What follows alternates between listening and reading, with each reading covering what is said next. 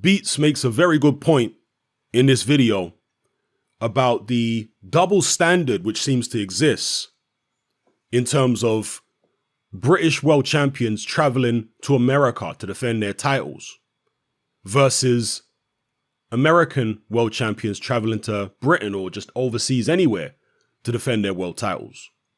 Because when an American world champion, be it Deontay Wilder, Floyd Mayweather, Andre Ward, when they stay in their home country, in their comfort zone, and never travel anywhere, that's seen as perfectly acceptable. But when a British world champion stays in their country and they never go to defend their titles in the United States specifically, they're seen as not a true champion. This is the double standard which definitely exists. And Anthony Joshua, this is the point Beats is making in the video. Anthony Joshua fell for that whole double standard. He felt like he had to go to the United States to prove himself as a legitimate world champion, to try and fight down these naysayers, the Wilder fanboys.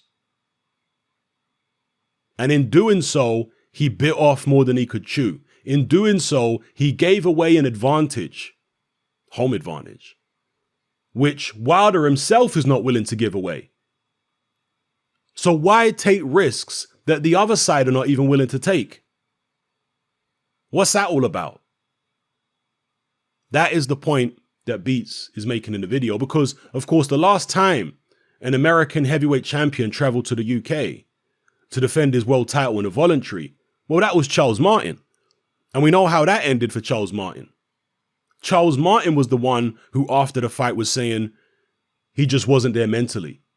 Charles Martin was the one who had to deal with the different atmosphere, the different time zone, being outside his comfort zone, not really feeling 100% himself. Now, AJ, to be fair, has not said that he didn't feel himself or anything like that. People are trying to use that excuse and make that for him.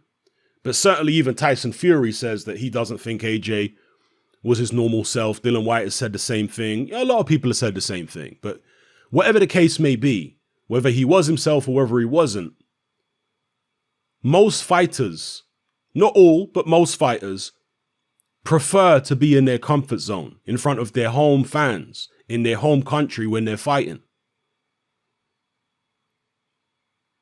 So why give the other guy the advantage of fighting in his hometown when you don't have to, or his home country, when you don't have to? You're the champion. You dictate terms. You tell people, come over here. Wilder's not doing any different. Yeah, he's not trying to come to the UK to fight Dylan White in a voluntary, but yet AJ is going over to the United States, fighting a voluntary in Andy Ruiz the first time around. And he's talking about doing it again in the rematch. So Beats definitely makes a good point about AJ maybe being caught up in this double standard, and how sometimes Brits almost have an inferiority complex where they feel they need to go above and beyond to prove themselves to Americans. And the point Beats is making is they actually don't. It's all a mind trick. It's all an illusion. Like when Vladimir Klitschko had his long reign, 10 years unbeaten, whatever it was, as heavyweight champion, he wasn't trying to travel to everybody's country to fight them there. He traveled a couple times, like when he fought Povetkin, because he had to, because he lost the purse bid. And he did go to America a couple times, but for the most part, he stayed in Germany. He didn't feel any onus to go and fight somebody else overseas. He felt like, this is my adopted home. I'm happy here. I'm comfortable here. The setup is exactly to my liking. Why would I go anywhere else? Mayweather not only never left the United States during his title run. He didn't fight Pacquiao in the Philippines. He not only didn't leave the United States, but he rarely ever fought outside of Vegas. Vegas was his comfort zone and he weren't trying to fight nowhere else for the most part. Right? So for American fighters, it's okay for them to stay in their comfort zones. There's no pressure on them to come out of their comfort zone. But with British fighters, for some reason, they're held to this higher standard where, oh no, you have to come out your comfort zone. Oh, you're not a real champion. It's all a mind game. That's all it is. So Beats definitely makes a good point about that. But on the flip side of that, if I was just to play devil's advocate for a second, perhaps you don't surpass your rivals by only trying to emulate their standards. You surpass your rivals by surpassing their standards, by going above and beyond and doing things they ain't willing to do. That's how you prove in the eyes of all fans and in the record books, in the history books, that's how you prove that you were the superior man, particularly if a guy won't fight you. And in fact, that's how you put pressure on that guy to fight you, is by going above and beyond, doing things he ain't willing to do. Fighting in his backyard, knocking out contenders who he ain't even fought yet from his country. Fighting in New York City just 1 week after he fought and doing better numbers. You understand?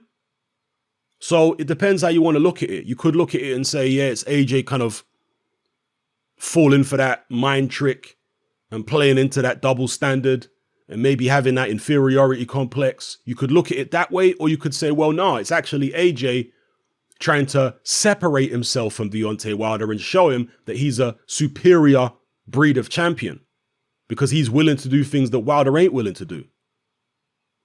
Now, obviously, in doing so, AJ bit off more than he could chew. Against Andy Ruiz, he got splattered all over the canvas. But perhaps that's what the intention was. Perhaps it wasn't really about, Wilder's fans or this, that, and the other. Perhaps it was for AJ's own standards in terms of what he thinks a champion should be, irrespective of what Wilder's doing. Maybe he thinks what Wilder's doing is inferior. Staying in his comfort zone, never coming to the UK, not challenging himself the way that AJ's challenging himself. I mean, as I say, Wilder never fought Klitschko. He had the opportunity to. AJ fought him. And what was that? AJ's 18th, 19th fight? Who was Wilder fighting in his 18th, 19th fight? I mean, who was Wilder fighting in his 35th fight? Never mind 18th, 19th fight. So AJ's been going above and beyond, doing things and taking risks that Wilder ain't been willing to take for his whole career, pretty much.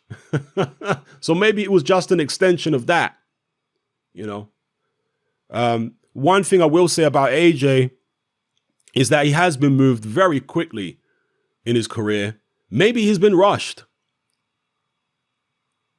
Yeah, maybe there wasn't enough time taken to develop Anthony Joshua's game, and it's all coming to a head now. At the very highest level, you're going to come across different styles. And perhaps he wasn't prepared. Well, evidently he wasn't prepared to deal with the style of an Andy Ruiz, the ability of an Andy Ruiz. I don't think it's a case of him just getting caught with a lucky shot on the ear in the third round. No, I think the warning signs were there for AJ before that. And I just recently watched an interview with David Price where he's talking about the AJ Ruiz fight, and he's watched it several times. And he says the 6th round is a very pivotal round in the fight, because if you watch it, Ruiz lands multiple body shots which slow AJ right down and actually take the fight out of him. Ruiz, from a technical point of view, presented problems which AJ did not have answers for. Is it going to be any different in the rematch? I guess this is also the point that Tyson Fury made. So, yeah, I don't think that's a foregone conclusion by any stretch of the imagination. But, back to the original point. AJ did things which Wilder wasn't willing to do throughout his whole career. Perhaps, it was just an extension of that. I mean, there is another argument to be made that, okay, he superseded things that Wilder did. Should have left it there. Shouldn't have tried to push it too far. you know, and I guess that's a reasonable counter argument. But yeah, man, Anthony Joshua was definitely rushed through his career, but he managed to keep up with the pace in terms of the way Matchroom were matching him very, very tough, pushing him very hard. He kept up with it, but perhaps now he's found his limit, which is why I personally think it's better for him to not take the Ruiz rematch and have a period of rebuilding and reinvention, you know, reinventing himself as a fighter. I think that's the best thing for him. But what will be, and we'll see what he chooses to do in the future. So let me know what you guys think in the comment section below. If you haven't seen this Boxing Beats and Rhymes video, I highly recommend it. Makes some very, very good points. So drop your comments in the comment section below. Let me know how you feel. It's happening. I'm out. Join me on Patreon. I upload a minimum of 2 podcasts every single week, covering a wide variety of controversial topics, as well as live stream Q&A sessions. Take a look on screen right now at some of the podcasts I've produced so far. For just $3 a month, the equivalent of about £2 a month, you get access to all my new podcasts and my entire back catalogue of past podcasts, including my popular Confessions of a Nightclub Bouncer series. You can listen on your computer or on your smartphone or tablet by downloading the Patreon app from the Google Play Store or the App Store for free. The Patreon app also allows you to download each podcast in MP3. For less than the price of a cup of coffee, you get access to dozens of hours of exclusive content. It's easy to sign up, there's no contract, and you can cancel at any time. So come and join our community of free and critical thinkers by signing up with me here on Patreon today.